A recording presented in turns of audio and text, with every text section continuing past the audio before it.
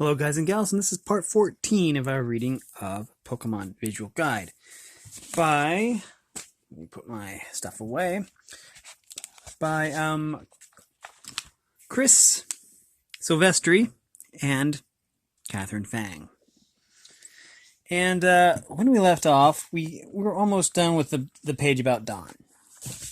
And all that was left was her Pokemon. We didn't quite have time to go through all of her Pokemon, and I wanted to make sure that we had time to devote to that. Otherwise, we found out a lot about Dawn, who joined Ash during his trek through Sinnoh. I believe we're on Sinnoh anyways. Let's go over her Pokemon real quick. First up, we have Piplup. Piplup, Dawn's first Pokemon, is proud, sassy, and doesn't always follow Dawn's directions. Dawn met Piplup after it ran out of Professor Rowan's research center, and even though they didn't get along, they had to work together to escape some wild something. Oh, Ariados. Okay, and there's also Pachirisu, which is Sinnoh's Pikachu, I believe. The Pikachu Pokemon. I mean, you can tell by the little cheeks. The little yellow cheeks there. Any Pikachu clone will have like some kind of cheeks. Like Dedenne or, I don't remember the others. Emolga, that's another one. Anyways, Pachirisu. Pachirisu was so cute that Dawn just had to catch it after spotting it in the wild, but after an exhausting chase and capture, Dawn discovered that Pachirisu was too hyperactive to listen to any of her commands, and she reluctantly released it. Fortunately, she and Pachirisu were reunited, and this electric-type Pokemon remains as energetic as ever, although its lack of control over its discharge move still comes as a shock, which it would. Now we have Baniri. Baniri was Dawn's first Pokemon capture, and it certainly wasn't an easy one, but it's more than happy to travel with Dawn and her friends, as it seems to have a real crush on Ash's Pikachu. Okay. And Ambipom. After Ash realized that his Apom loved being in contests, he traded it to Dawn in exchange for her Weasel. Apom evolved into Ambipom and made its contest debut with Dawn in the Celestion Town contest. But the pair didn't make it past the first round. That's kind of sad, but at least she tried. Okay, on to the next page. We have Professor Rowan. Pardon me just a second. I was doing product review videos, and I still have some of the remnants on the bed. Anyways, we have Professor Rowan here. The Sinnoh region may seem intimidating until you realize the man behind the research here is Professor Rowan.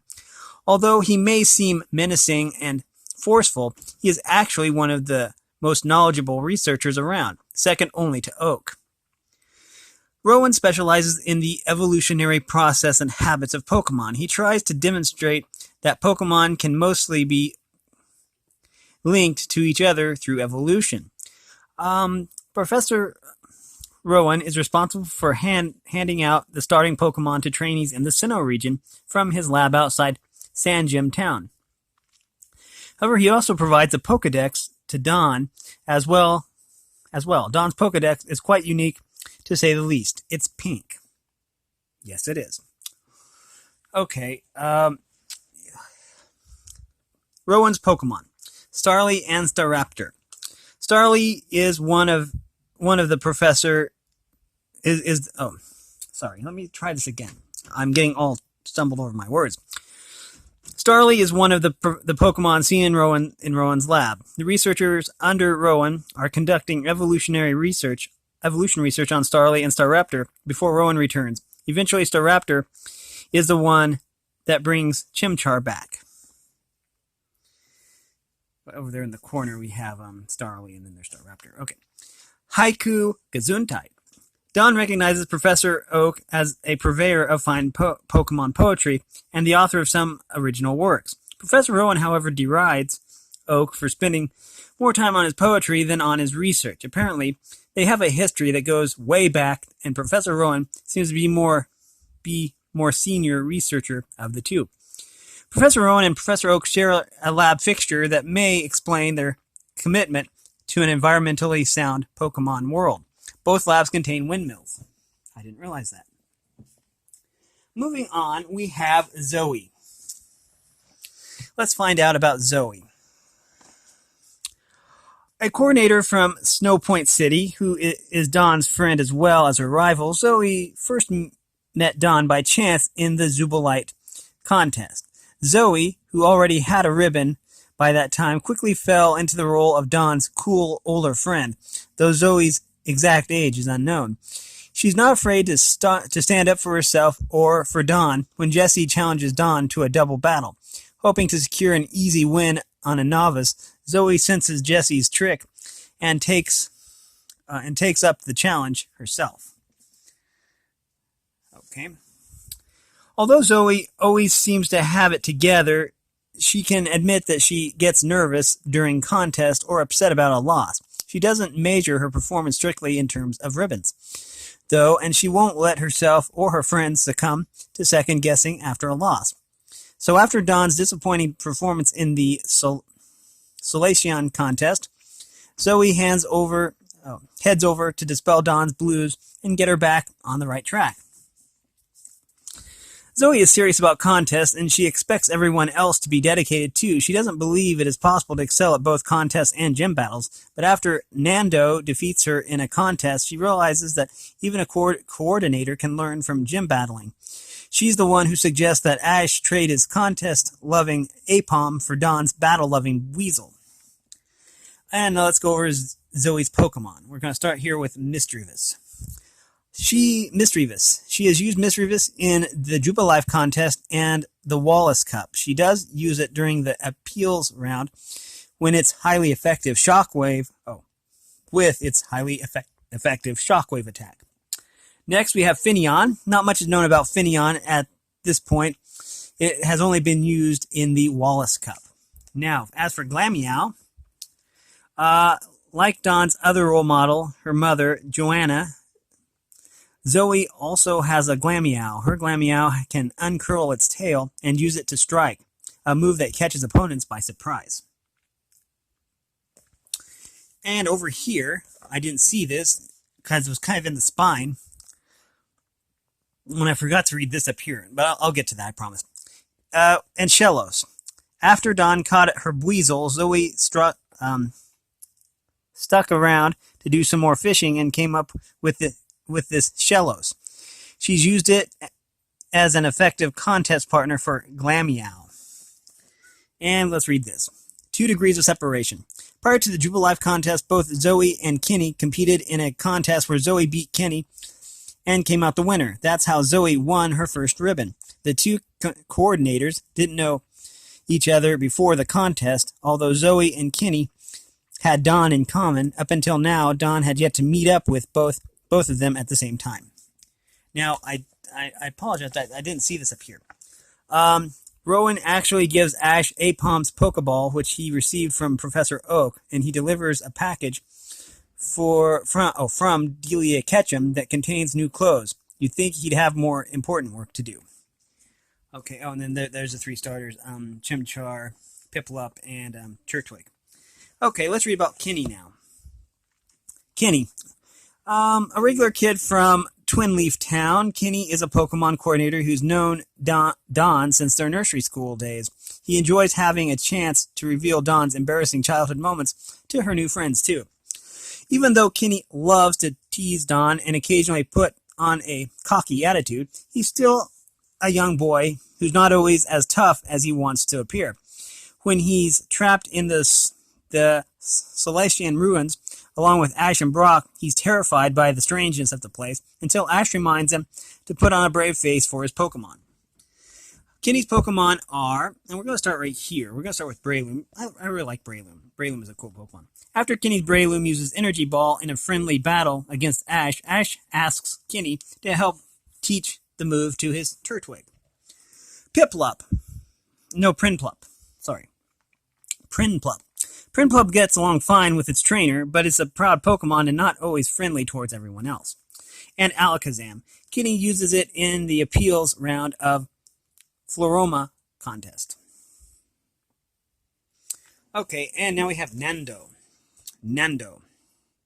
I like its hat. It reminds me of Vampire Hunter D. This self-styled Pokemon bard adds a musical touch to almost everything he does. From conversations to contests, he's exceedingly thoughtful and polite.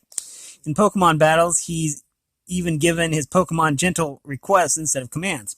Despite his demeanor, he could be said to be a rival of both Ash and Dawn, unable to decide between pursuing Pokemon contests or gym battles. He battled both trainers and was inspired to compete in contests and gym battles. Nando's plan seems to be paying off, as he's won at the Eterna Gym and earned 2 ribbons. The second ribbon was earned by defeating Zoe in the finals of the Hearthhome contest. Nando has Roselia.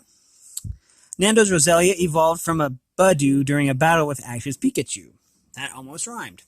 And him with all of his musical stuff, that probably, Nando and his son Flora were mistakenly framed for stealing the Adamant Orb from the Eterna Historical Museum, but son Flora helped track down the real perpetrators, Team Rocket. Of course it was them. And Kricketune. When teamed with son Flora's grass whistle, Kricketune can use Sing to put on a musical performance that will wow the contest audience. Up next we have Paul. Yeah, let me see. 426, okay. Just making sure I didn't miss any pages. Paul. We're going to talk about Paul here. On and off the battlefield, rival Pokemon trainers are often friends, or at least good sports. Even Ash's first real rival, Gary Oak, is Ash's friend and ally as well. But Paul, a trainer who treats Pokemon more like a game than a matter of living, feeling creatures, isn't here to be polite to anyone. Least of all, Ash. Paul is here to win. So he's kind of a rude dude, I guess. So we are going to read this first, then we're going to read... Actually, what we're going to do is we're going to... I'll figure it out. Don't worry. Hailing from Veilstone City, Paul is a pragmatic, cold-hearted trainer who believes in strength, victory, and not much else. He's no cheater, but to him, a win is a win, regardless of whether it was won by kindness or cruelty. And kindness isn't in Paul's vocabulary. He expects 100% performance from his Pokemon at all times, never hesitating to criticize or release Pokemon who fail to fulfill expectations, even at the moment of capture. Paul thinks only about what power a Pokemon has to offer, using his Pokedex to check the Pokemon he captures and keeping only the Pokemon that meets his requirements. There's no room for weakness on his team. Okay, and it goes on right here. Most trainers want their Pokemon to avoid being hurt, but if he can get an advantage out of it, Paul orders his Pokemon to take damage during a battle. It's one of his ruthless but effective strategies. Ash is determined to beat Paul, and prove friendship and cooperation are the best way to train Pokemon.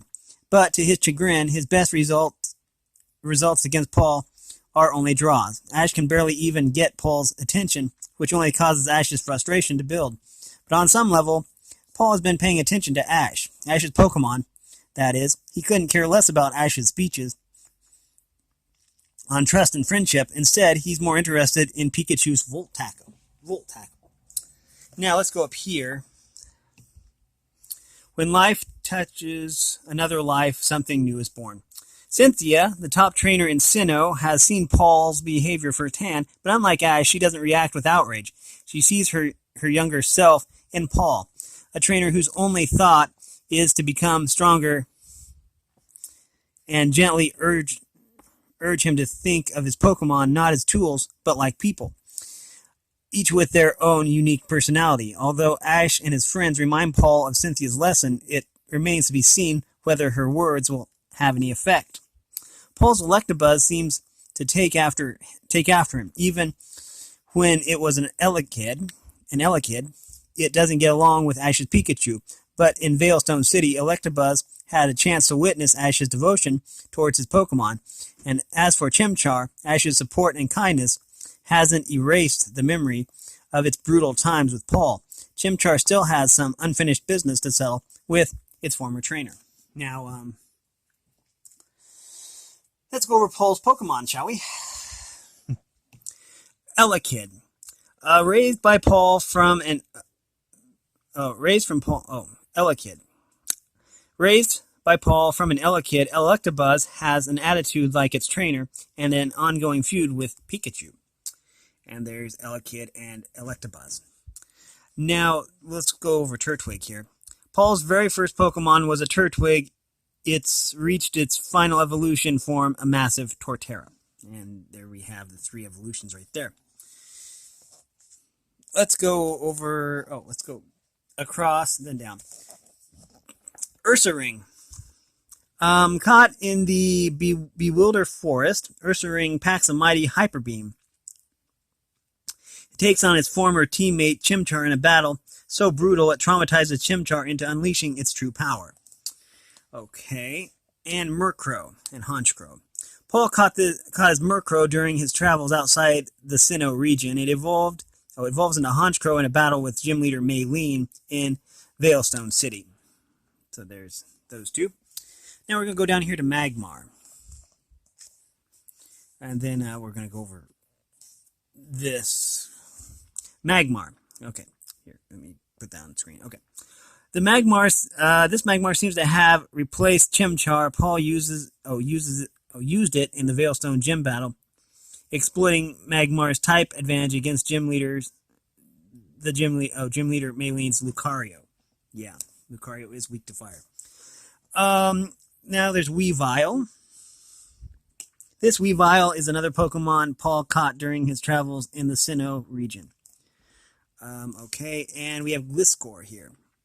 In a city on the route back to Veilstone City, Paul heard about a tough Gliscor and decided to catch it. Okay. Now, let's read about Chimchar up here, because I'm sure that there's a story arc here somewhere. Is this the one that Paul let get away? Paul knew his Chimchar had amazing potential when he first saw it in the wild. It unleashed an almost uncontrollable power to defeat a gang of Zangoose that had it cornered and scared. Thinking this power would be useful for the Pokemon League, Paul asked Chimchar to come with him. Chimchar believed it could be strong this way, but Paul's harsh training methods, far beyond anything he used on his other Pokemon, never managed to reawaken the power in Chimchar. During the Hearthhome City Tag Battle Tournament, Chimchar froze up when again confronted with a Zangoose. So Paul, disgusted, deliberately turned his back on his own Pokemon. Fortunately for Chimchar, after the battle, it found a new gentle trainer in Ash. Paul has even seen Ash unlock Chimchar's true power, though it's still uncontrolled and dangerous. Okay, minding his manners. Paul may be mean, but he's not mean enough to think he can treat anyone that way. When it comes to Nurse Joy and other authority figures, such as Gym Leader Rourke, Paul sometimes even says thank you, and even though it may have been arrogant to Paul to challenge Cynthia and the Sinnoh champion, he didn't give her attitude. After she decisively defeated him in battle, she made a number of suggestions to which he reluctantly followed. On the other hand, Paul would turn on anyone who doesn't respect even a gym leader. After an easy victory over Veilstone Gym Leader Maylene, Paul doesn't hesitate to insult her to her face. Paul's most candid conversation to date is not with Ash, but with Brock. When Brock approaches Paul with serious concerns about Chimchar's health, Paul explained how he met Chimchar and why he pushes Chimchar to the breaking point. Now down here we have information about Reggie, and that might be Reggie. It says Reggie. Reggie is the complete opposite of his younger brother Paul. Mild-mannered and pleasant, Reggie is a Pokemon breeder who is now back in Veilstone City. Like his brother Paul, Reggie traveled to other regions before returning to Sinnoh. These display cases full of badges don't belong to Paul, they're Reggie's. Kanto, Johto, Hoenn, Sinnoh, and the Battle Frontier. Reggie's seen and battled it all. Paul can leave some of his Pokemon with Reggie, then call to have Reggie send over whatever Pokemon he needs for a battle. Paul isn't any more outwardly friendly towards his brother than he is with anyone else. But he did tell Reggie about Ash and Pikachu's Volt Tackle. Okay, next. Team Rocket and the Twerps. Let's find out more about Team Rocket. Team Rocket has bewildered Ash and his friends since the beginning, but these Pokemon thieves can put their criminal instincts aside and work with the Twerps when it's necessary, especially James and Meowth, who are more kind-hearted than they look. Although Team Rocket usually doesn't take long to break the truce, they've cooperated with Ash and his friends on more occasions than one would think. United to defeat a common foe. Shortly after Ash and his friends land on Mandarin Island in the Orange Islands, Pikachu and Togepi suddenly turn on Ash and Misty. Meowth acts strangely and runs from Team Rocket too. Butch and Cassidy are using a Drowsy to control the Pokemon in the area. Jesse and James try to beat them and get Meowth back, but to no avail. Ash and his friends help patch up Jesse and James, then convince them to join the fight against Butch and Cassidy. After Butch and Cassidy are busted, Team Rocket is up for a special award and the gratitude of the locals, but playing the hero would be bad for their reputation, so they skip out on the accolades. Give me just a sec. I think I'm out of power again. There we go. Anyways, sometimes there's just no choice. Yeah, we're going to do that one next. We're going to go this. Okay, that. Sometimes there's just no other choice. When angry Ursaring on a mating season rampage force both heroes and bad guys to scatter and regroup, Jessie finds herself with Brock and Ash, while James and Meowth end up with Misty. Everyone has to call a temporary truce if they want to make it out of the forest. And although Team Rocket's members can't quite put their criminal ways aside, seeing the way the other half lives causes Team Rocket to reflect on their own lives. It says, Team Rocket is odd, A-W-E-D, odd, by Brock's delicious cooking, and Jessie is also startled by Brock's generosity when their group bunks down for the night. Okay, now we are to this one. Sometimes it's just the right thing to do. When Brock helps Jacko, the Pokemon breeder, forge a working relationship with his Electrike, their hard work and dedication touches James and Meowth. The two Team Rocket members even stop Jessie in the middle of an attempt to steal Electrike, refusing to let her destroy the deepening partnership between Electrike and Jocko. James and Meowth even volunteer to help Jocko and Electrike train, with their experience getting blasted by Pikachu. They're happy to provide moving targets for Electrike's thunder attacks. They still can't resist the chance to try and steal Pikachu, but when Electrike evolves into Manectric and blasts them off with thunder, they're just pleased that it's finally mastered its electric attack. Okay, now let's this one. We're just here for moral support. When Ash and Pikachu first take on Lieutenant Surge at the Vermilion City Gym, Pikachu receives a sound drubbing at the hands of Lieutenant Surge's Raichu. Pikachu remained determined to defeat Raichu under its own power. Then, this courage is so touching. It is so touching to Team Rocket that they secretly root for Pikachu to win the rematch. Team Rocket pulled for Chimchar in the Hearthhome tag tournament. They'd seen how harsh Paul treated his Chimchar, and it was too much for even them to condone.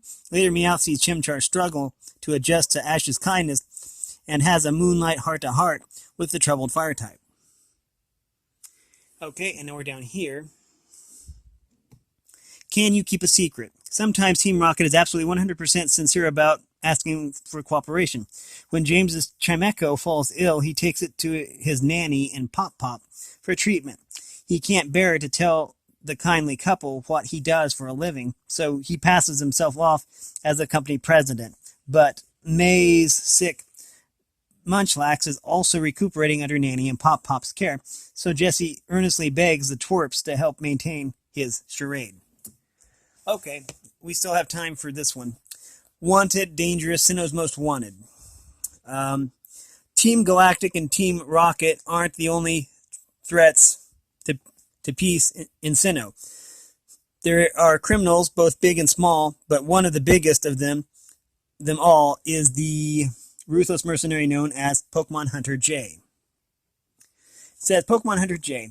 Even the combined efforts of Officer Jenny and the Pokemon Rangers have yet to stop Pokemon Hunter J and her heartless business. No one knows her true identity, but they know her work. She's a Pokemon hunter, a mercenary who captures Pokemon with the sole intent of selling them to willing buyers. She doesn't stop at capturing wild Pokemon either. If she sees a Pokemon she needs or thinks she can sell at a good price, she'll take it and add it to her sales catalog, regardless of whether it already has an owner.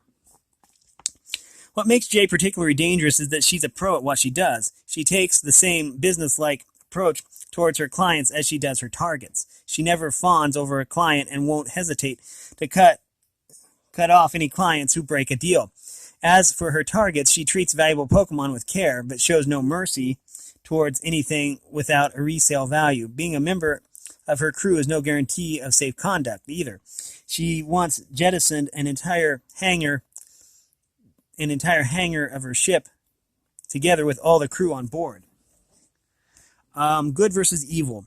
Ash and his friends have run into Jay more times than they can think about. First, she grabbed Pikachu, and they had to get it back, along with a trainer's stolen Gardevoir. Then she came after a group of Sheldon that Gary was studying, so they had to help. Finally, she was hired to steal a Riolu, and it took the help of Top Ranger Kellen to assist Ash and his friends in getting Riolu back. Fortunately, although they haven't managed to stop her yet, Ash and his allies have thwarted her plan every time they have crossed paths.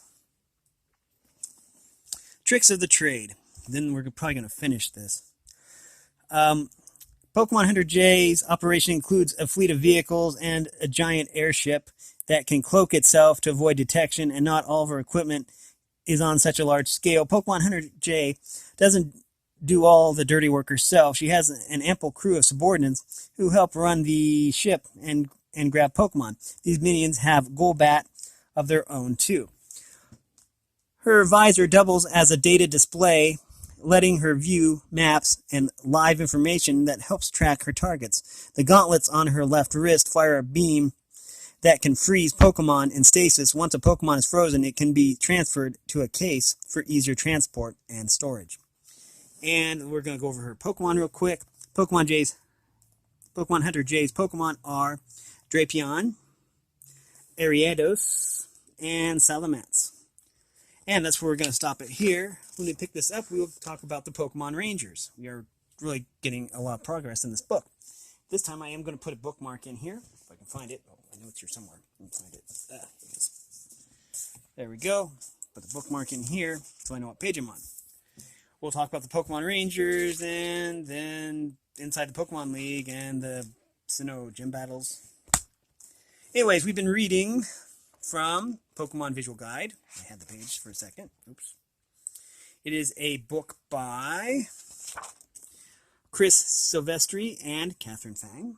If you like this content, make sure you like and subscribe and ring the bell so you know when I upload. And if you want to support me in any way, all that information is in the description below. As always, thanks for watching, everyone, and have a great day.